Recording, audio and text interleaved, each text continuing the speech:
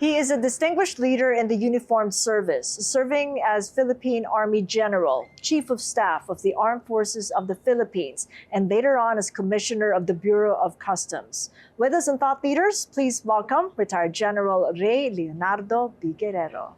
Good to have you with us, General Guerrero, and good seeing you again. Good day, Cathy, and pleasure to be here. Yes, it was quite a panel discussion that we've had at the Institute for Solidarity in Asia on public sector integrity and anti-corruption. Yes, You had yes. much to cover, but I wanted to know what your learnings were like in that full day of session where we talked about everything that concerns the government now and accountability. I guess it proves that a lot of people are very much aware of what is happening in the country right now, and all of them have their respective opinions. But I think the main sentiment is that everybody is looking for change and wants change to happen. Were you surprised at the extent of the issue? Initially, yes, but when I got to know more about the problem, I realized that it would eventually end up as it is where it is right now because of recent developments. And the recent developments show that people are getting impatient. Yes. They're taking it to the streets and from all sectors, and it's gone nationwide. Yes. Given your career in military service and seeing how changes come and go with the kind of reaction we get from the people, where do you think we go from here? There is nowhere else to go but for us to improve, for us to be able to address all of these issues, and for us to uplift government and society. So at least, at the very least, all of us should band together and pull our talents and resources together for us to be able to get out of this mess. When you say band together, and as you've served a lifetime in military service, what role do you think does the uniformed personnel play in a situation where people are already going to the streets to demand for accountability and transparency? As far as the uniformed service is concerned, I can say that they are a major force that provides stability to any country. In fact, given the fact that they are trained to be disciplined, they are trained to be professional, they have taken the oath of loyalty not only to the country but to the Constitution and to protect the people, it only serves or proves that truly they are the stabilizing force in any society. And it also proves that when we look at the countries that have had change, recent change, it's the military that took the lead in places like Madagascar, Yes. Morocco, Yes. Cambodia, Nepal. Yes, These are all military-led, but of course also driven by the young, not necessarily military-led, military-supported. Yes. military-supported. So what scenario then are you seeing with the military here in the Philippines, with the young taking it to the streets? For now, I'm very much happy and pleased that the military has remained non-partisan and apolitical, and they have remained professional. But looking back at history, we can only the military, can only do so much, and the military listens to the people. So I guess we just have to pray and be hopeful that our military remains faithful to their oath and will continue to be a stabilizing force in our country. When would you think would be the breaking point, having served in the military and knowing the people who've worked there? I'm talking about the military in general, in all countries particularly, especially for military organizations that have remained professional and are professional. The military listens to the people, and the military takes the cue from the people. So, talking about trigger points, I really don't know. But for now, I'm just, as I've said, I'm just happy and glad that the military has remained professional and has remained faithful to their oath. What do you think might be the catalyst for the military to support what is going on in the streets? I really can't tell, no? But it depends upon the leadership. And when you talk about leadership, it goes all the way to the level of the commander-in-chief. If the commander-in-chief exhibits true leadership and provides good leadership, I don't see any reason why the military will not support him. What do you think could be true leadership at this point for the current leadership? Leadership that is not only seen, but it is also felt. And by leadership that is felt, I mean felt not only by the military but by the entire nation. A leader, a commander-in-chief that is responsive to the problems of the country and provides decisive leadership, and is able to satisfy and remedy the pressing problems that the country is now facing. So when we hear about the INC converging for 3 days to protest and demand accountability and transparency, what does that mean to you? Well, I guess it's a manifestation of the sentiment of the people. And knowing the INC, they think as a group, they act as a group, and I don't blame them if they have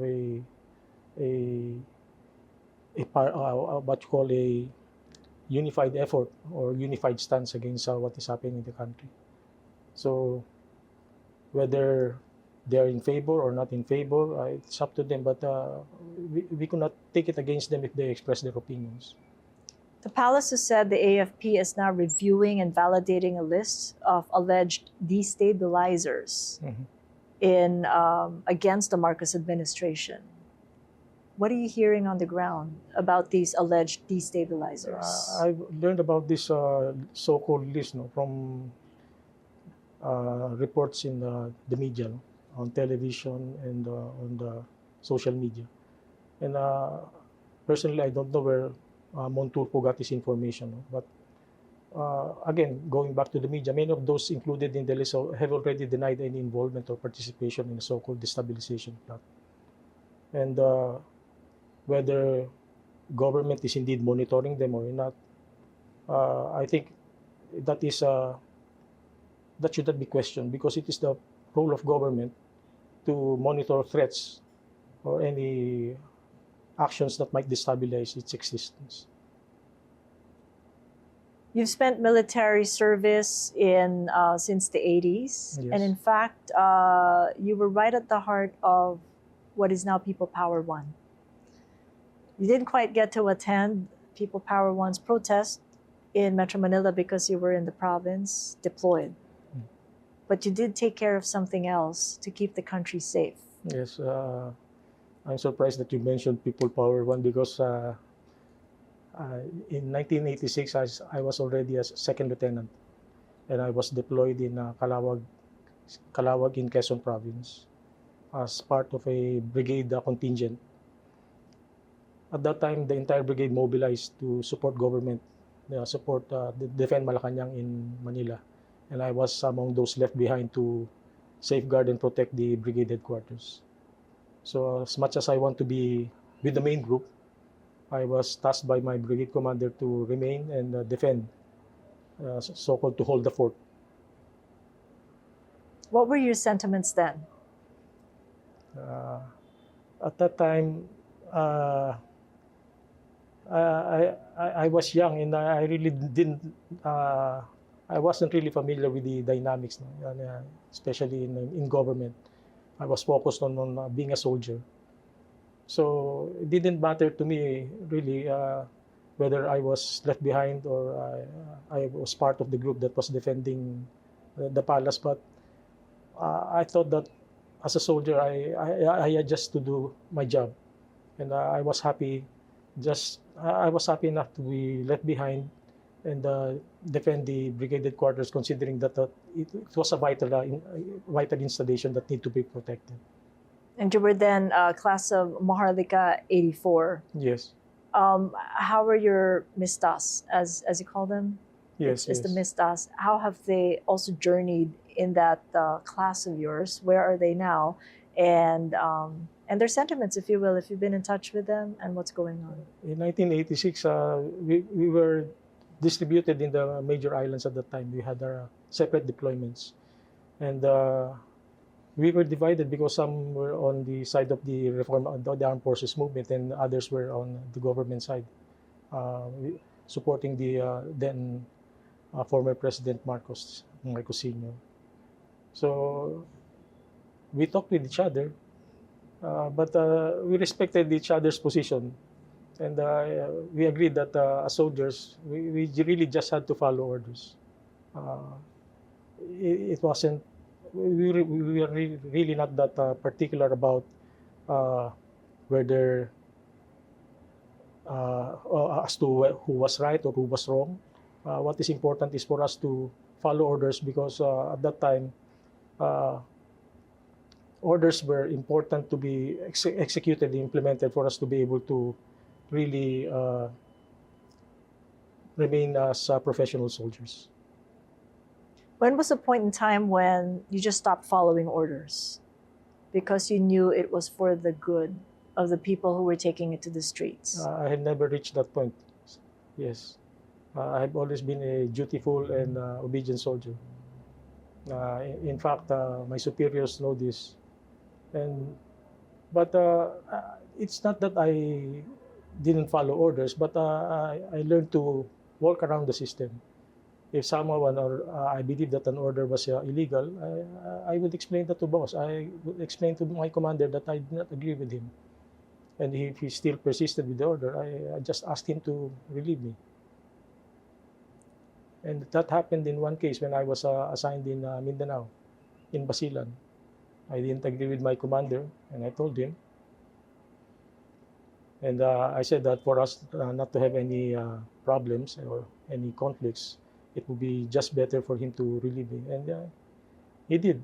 He sent me to school, which was also a blessing at that time because it not only allowed me to pursue career advancement, but it also opened new doors for me in terms of assignments and positions.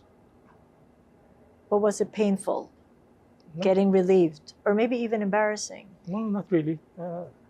I don't think I didn't feel embarrassed or ashamed at that time that I was relieved because uh, I knew that I was doing the right thing. And looking back, probably if I followed him and did what he wanted me to do, then that is something that I would have regretted the rest of my life. But if he didn't offer you school, then you'd be out of a posting. Yeah, You'd be floating. yeah. And you were ready for that. Yes. In fact, it happened to me again after I was relieved as a senior military assistant of then President Gloria Macapagal Arroyo. So they floated me for almost a year. I was without any assignment. So what I did was I prepared myself. I never stopped learning, studying, making myself physically fit because I knew that the day would come that I would be recalled and given a new position. And that came when they actually assigned me to Davao City to head Task Force Davao. So that was the time that I met the Dutertes and that I was able to establish my career. What did you think of Duterte when you first met him? That was my first time to meet him actually. I didn't know anything about him, his background, but I knew that he was a very tough mayor. And I found out for myself when I was there already for almost a year. But yes, he was strict, but he was also very compassionate, and he was loved by the people. In terms of good governance, how would you describe that toughness and compassion combined? He made things happen. As far as governance is concerned, I had little knowledge about how he governed the city hall at that time. But on the ground, I could see that he was making a great impact, especially on the peace and order, and also on making sure that the programs, the projects are being implemented. And when he got to be president, what did you make of the controversial war on drugs and the resulting alleged extrajudicial killings, which is now taking him to The Hague? Yes, when he was president, that was the time when he already appointed me to become the chief of staff. And Practically, as AP Chief of Staff, we had very little or no direct participation in the drug war. What we actually did was just provide the Philippine National Police with whatever intelligence or information that we had. We had about drug syndicates, about drug cartels, about drug personalities, and that was all. As far as law enforcement is concerned, it was the PNP that was enforcing it, and we were just on a supporting role, ready to stand by in case our assistance would be required. But given that support role, you were also involved in the whole process. And looking back now that you've retired, and it's been 3 years since you've retired and kind of had time to soul search, if you will, how were you looking back at that time when it was so controversial, having to take part in the controversial war on drugs? Looking back, no, I would say that there were really a lot of killings, and I wouldn't know whether it was a government sanctioned or government sponsored, but definitely, I don't believe that government or any president or leader in his right mind would undertake such a thing. But indeed, there were a lot of killings at that time, and this was really a cause of serious concern. And looking back, I believe that the government at that time should have done more in terms of investigating and finding out and getting those responsible uh, pay for their actions. Did you get a chance to speak up and be heard at the time you were AFP chief? About the drug war, Yes. I stuck to my own business. I never meddled in other people's business. So I was very much focused on national security, making sure that the territorial integrity of the country is maintained. At that time, the the problem in the West Philippine Sea was already brewing, and that was the focus of my attention. We, when I was chief of staff, I saw that there was a need to really reinforce the troops that were deployed to safeguard the frontiers in the West Philippine Sea. In fact, it was during my time when we started to mobilize resources to repair the airstrip and the establish a port in Pag-asa Island, because delivering supplies to the island and which later on were transported to the outlying detachments outposts in the West Philippine Sea became a problem. So we had to make sure that this distribution point was secured and reinforced.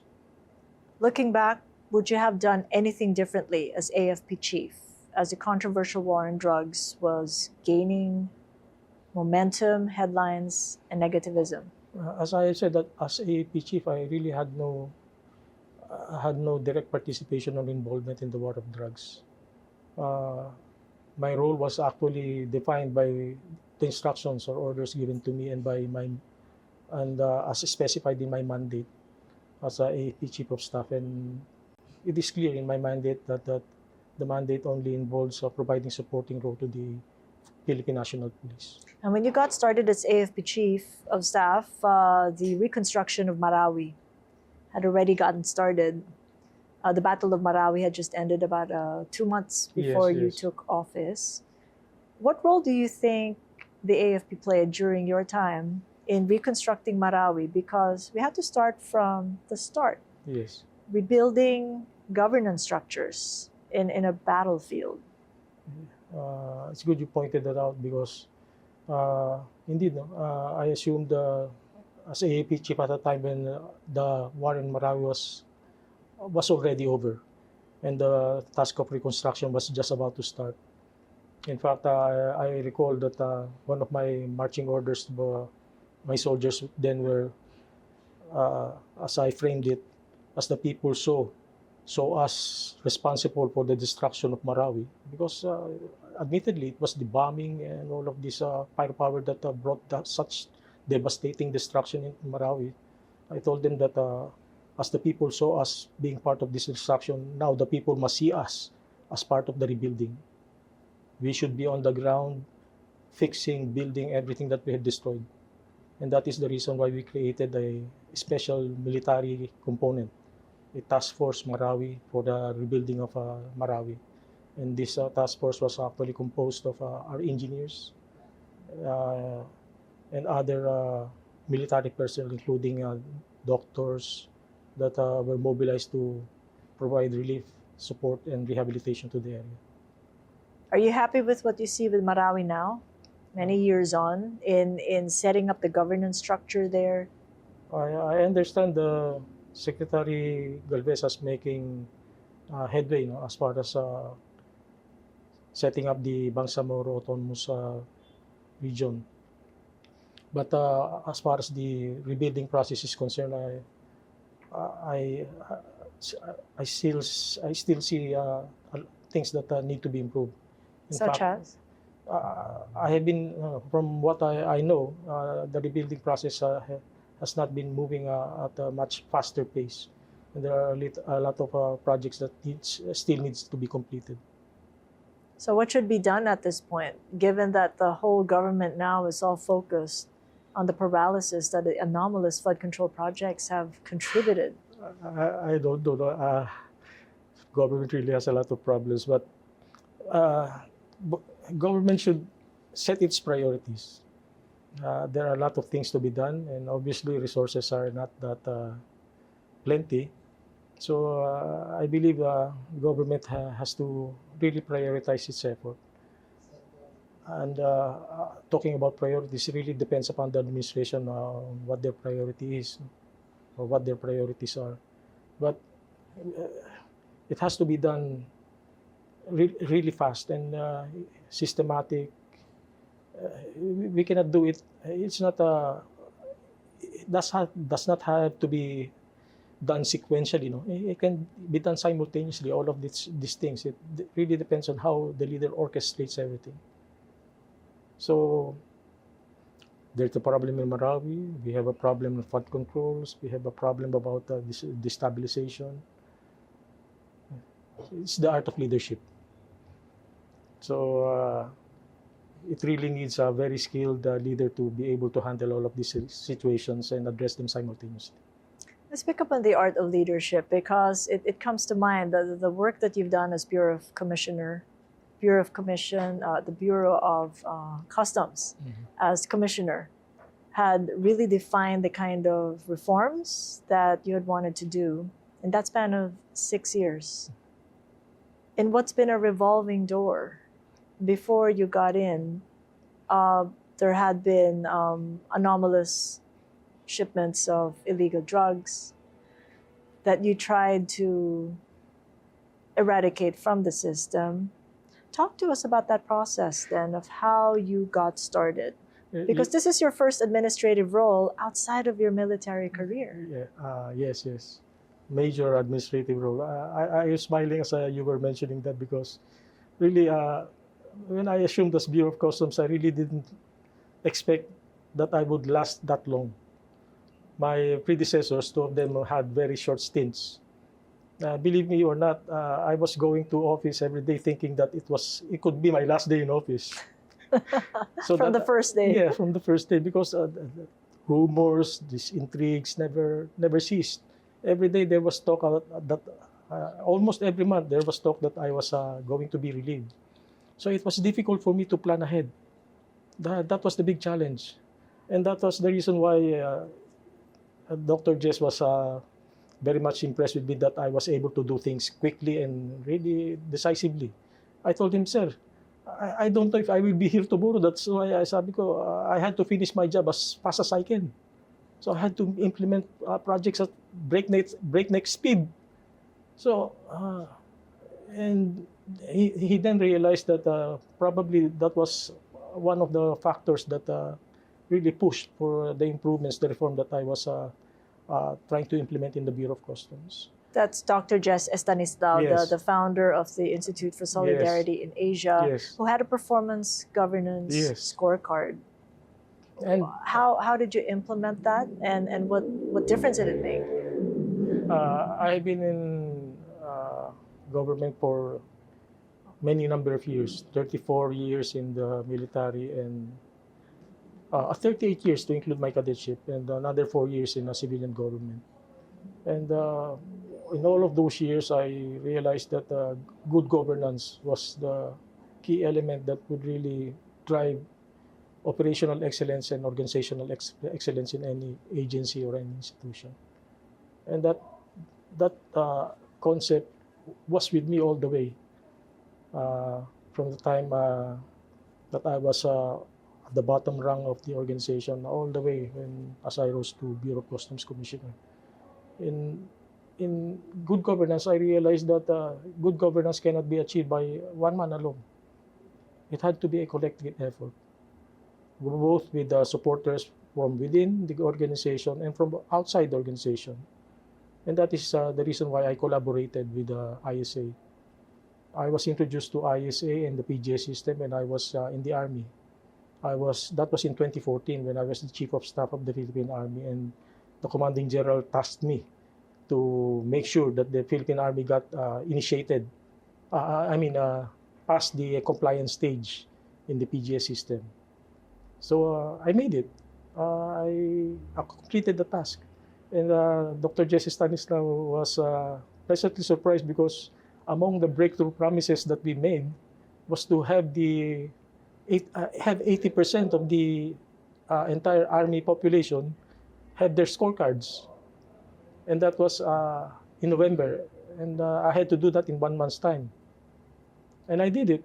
And Dr. Jess told me, how did you do it? It's simple, sir. Because I just told the troops that there would be no Christmas break if they did not come up with any scorecard. But was that threat true? If that didn't come up, yes, I was serious. You were serious. Yes, I was serious. That is why that has always been my reputation in the military. That I am very strict, that I am very serious in my policies, and that I really followed through and followed up on everything that I promised to deliver. In fact, all the commanders, all my superiors, when they appointed me to any position, the first thing that I would tell them is, sir, I promise you that I will not fail. And I have never failed ever since. I may have made mistakes, but I have never failed in my mission. What specific mistake comes to mind right now? Mistakes, probably in timing my decisions, in choosing the wrong people. But those are just mistakes. But eventually, what is important is the outcome, the results and the outcome. Mistakes happen along the way. Nobody's perfect. But it always comes to the bottom line. And that is to deliver on what you promised.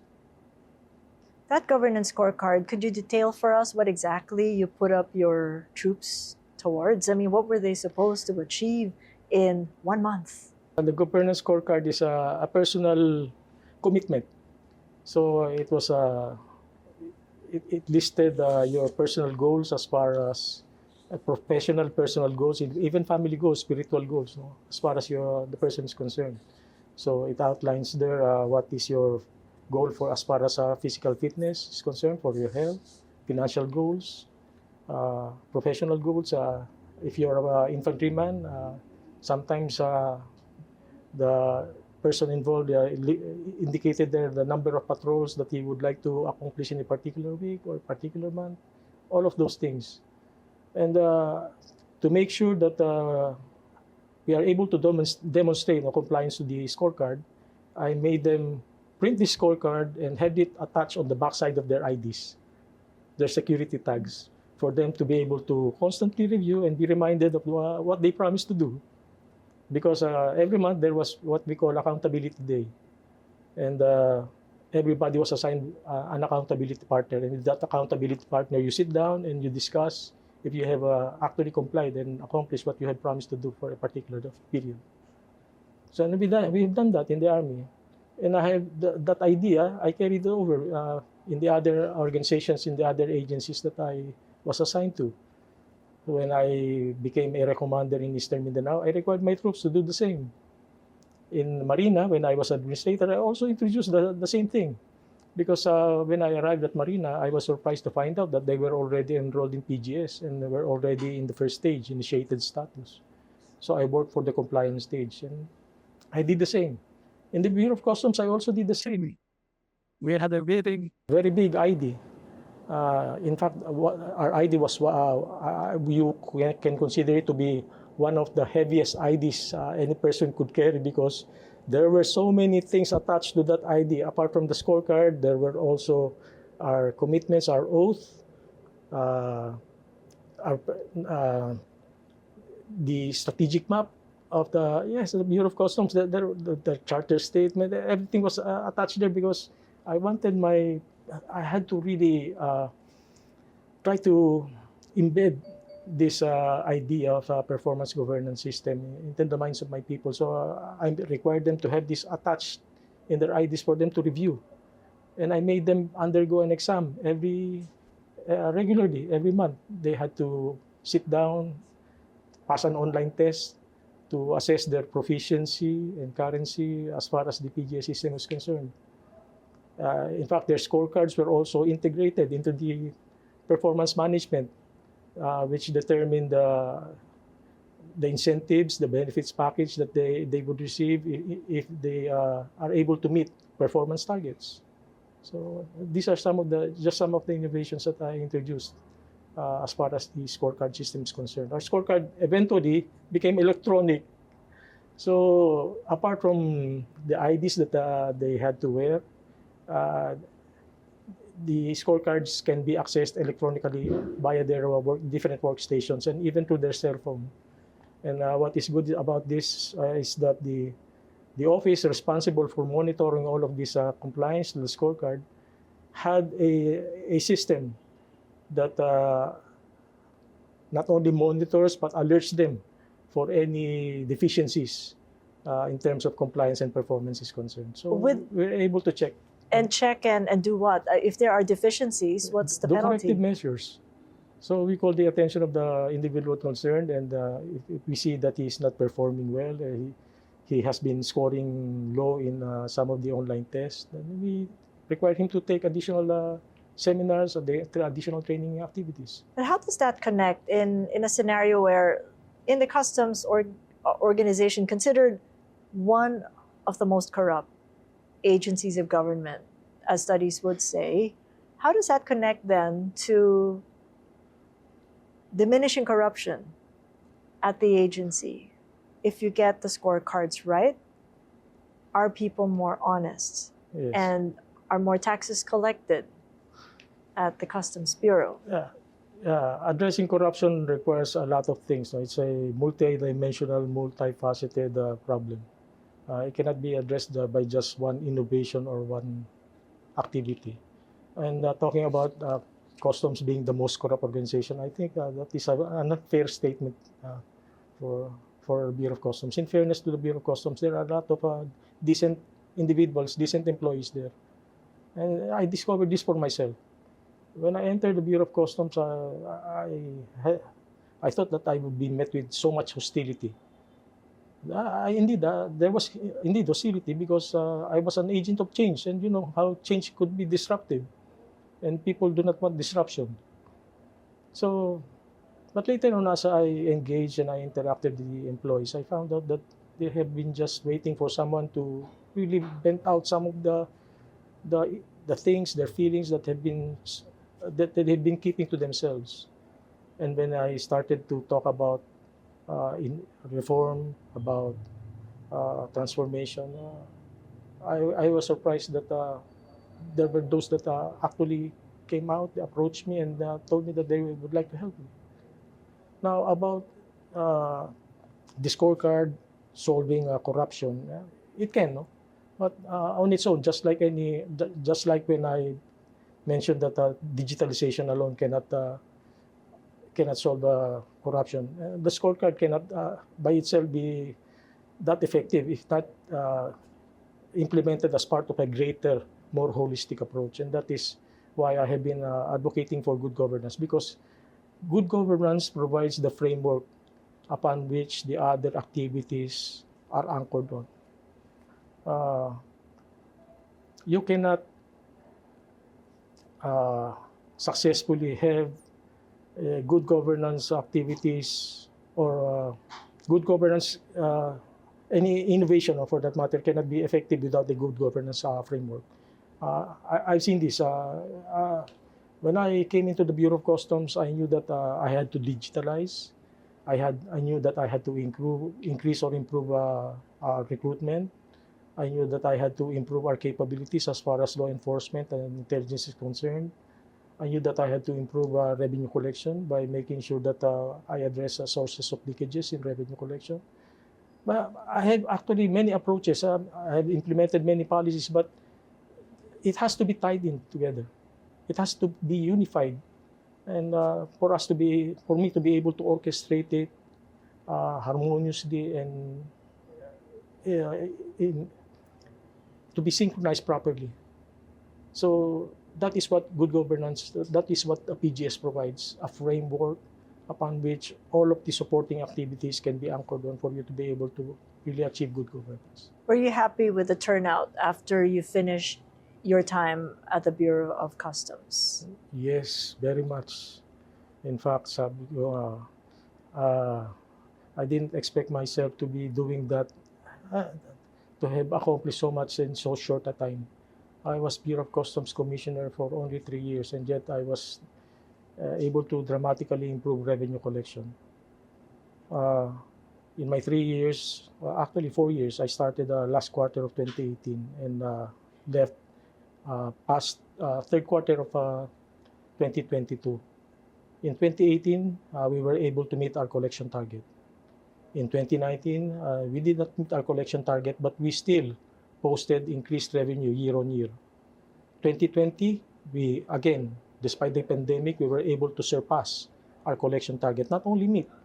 2021, again, we surpassed our collection target by more than 60 billion pesos.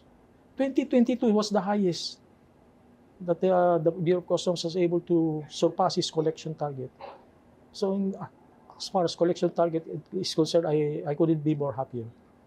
Now, as far as the innovations, the computerization program of the Bureau of Customs, when I came in, our automation was at 38%, meaning only 38% of all transactional processes were automated or computerized.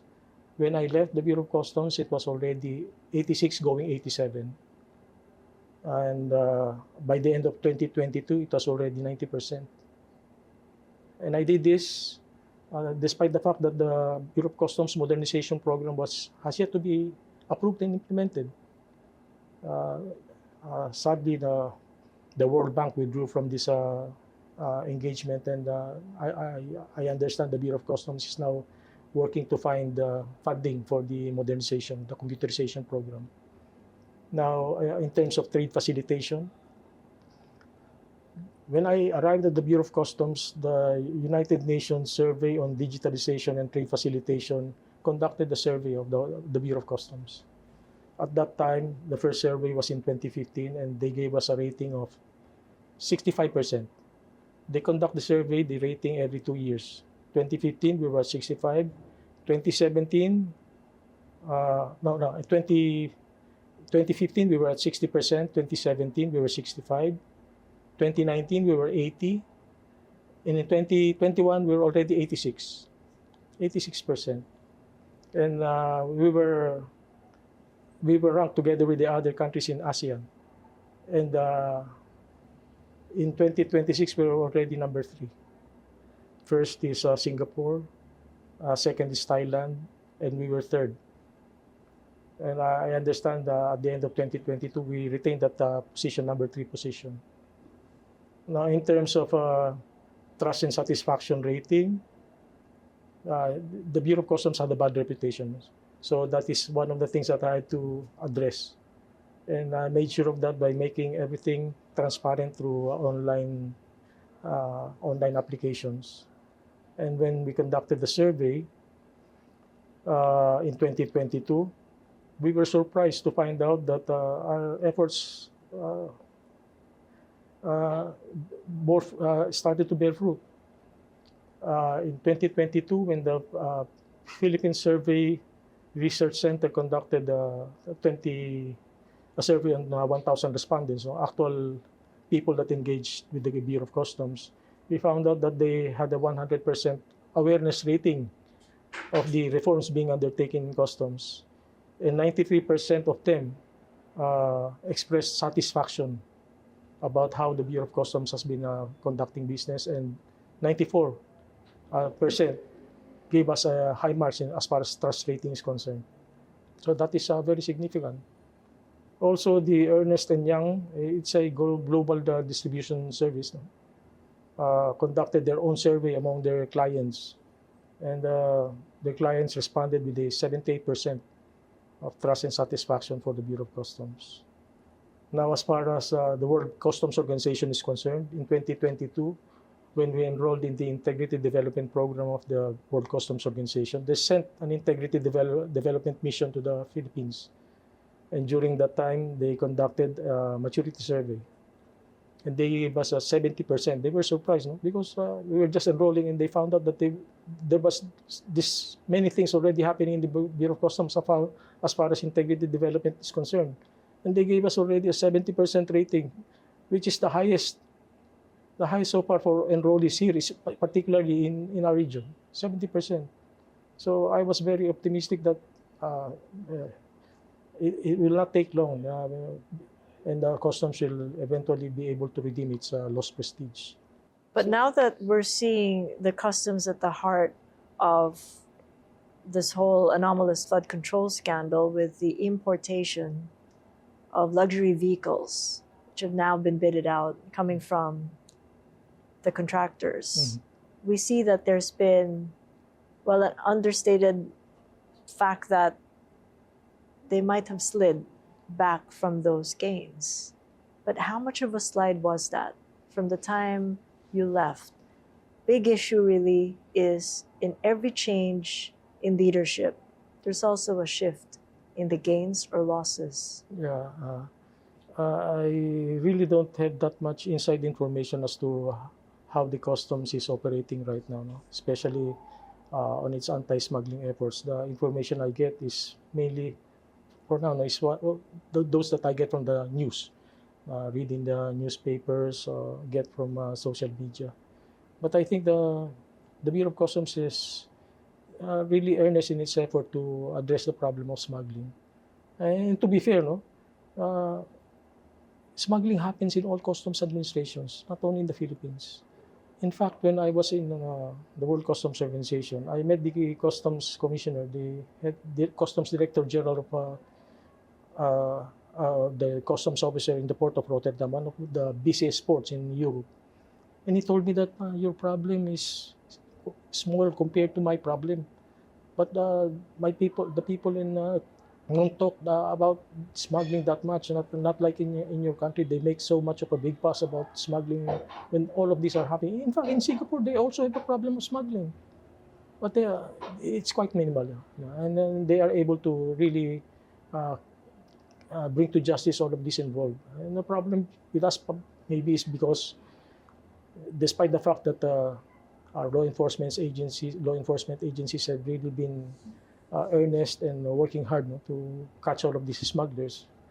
The problem is when it comes to prosecution.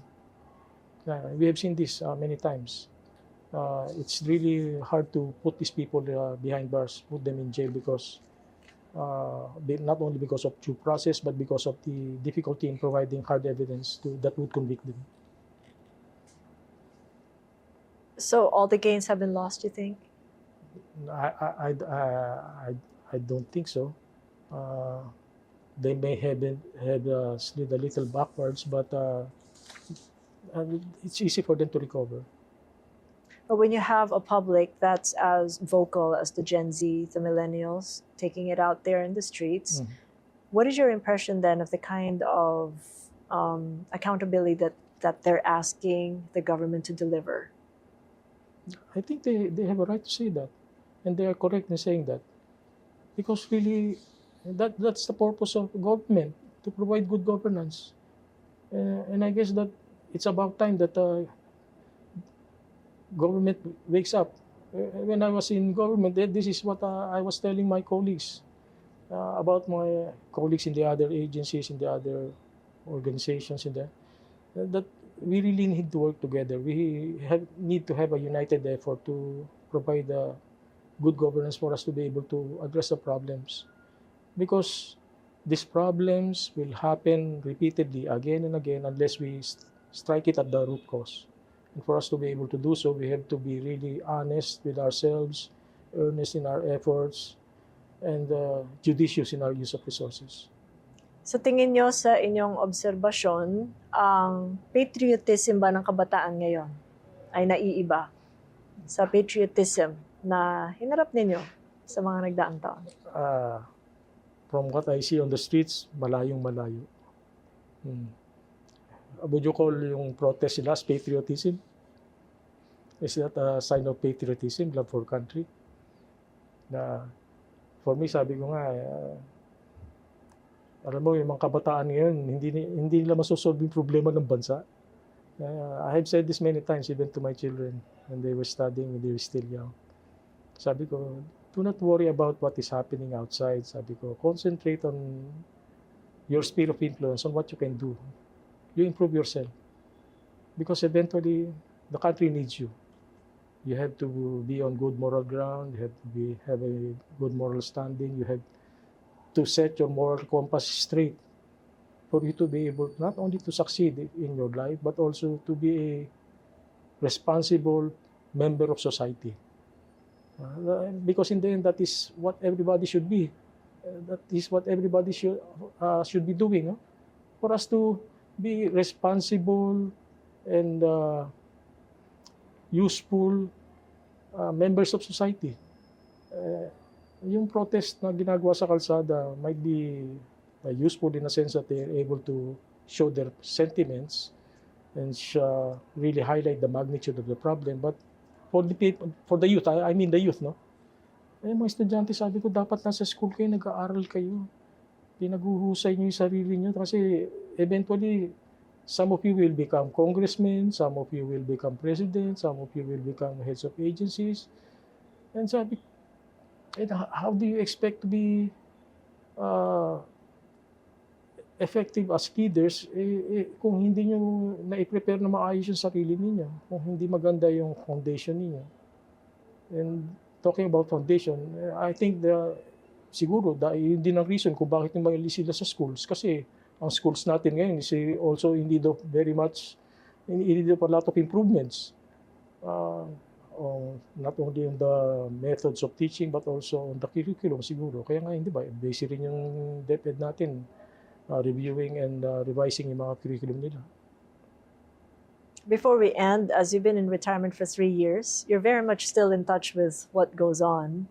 What's life like after a long, storied military career and a chance at a real big administrative role in government? I would say that I'm very much happy where I am right now. Life has been very good to me. Sabi ko, especially looking back, I have had a very fruitful career in government. And sabi ko, right now I'm just enjoying retirement and enjoying doing things, no? The hobbies that I have not been able to do when I was very busy in government. And I consider myself very blessed and thankful for that. And I'm grateful for your openness to share what you have. Thank you so much, General. Thank you, Cathy.